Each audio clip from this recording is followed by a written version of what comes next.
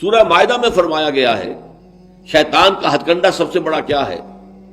انما یرید الشیطان ان یوقع بینکم العداوۃ والبغضاء، شیطان کا سب سے بڑا حربہ یہ ہے کہ وہ تمہارے مابین دشمنی اور بغض پیدا کرتا ہے۔ یہ شیطان کا سب سے بڑا حربہ ہے۔ انسانی اخوت ہے، برادری ہے، بہن بھائی ہیں، اب ان میں رخنے ڈالنا، شوہر اور بیوی کے درمیان جدائی کرانا۔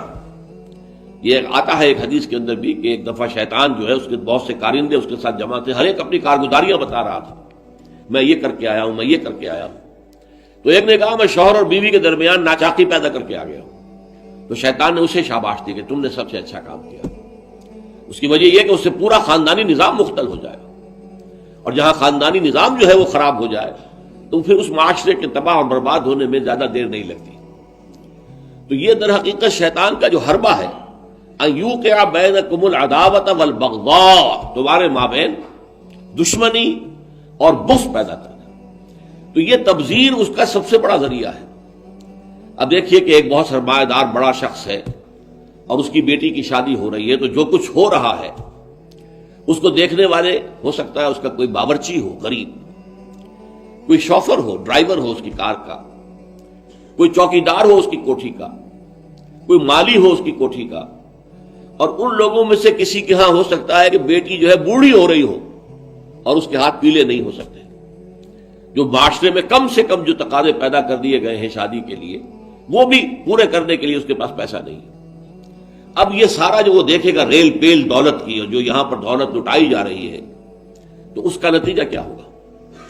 اس کے دل میں شدید احساس محرومی پیدا ہوگا، ہیوز اور ہیو ناٹس کا ایک شعور اور احساس اور ادراک پیدا ہو جائے گا۔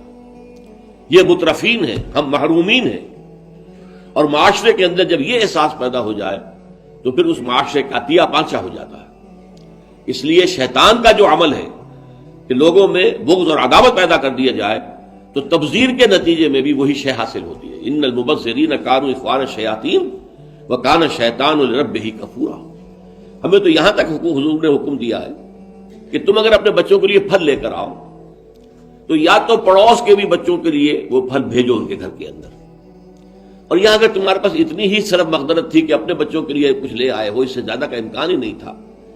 تو یہ ضرور اہتمام کرو کہ ان کے چھلکے یا ان کی گٹھلیاں، آم آئے ہیں گھر میں تو آم کے چھلکے اور گٹھلیاں تو اپنے دروازے کے باہر نہ ڈالنا۔ تمہارے پڑوسی کے بچے دیکھیں گے کہ ان کے گھر میں آج آم آئے، انہوں نے آج آم کھائے اور ہمیں یہ میسر نہیں،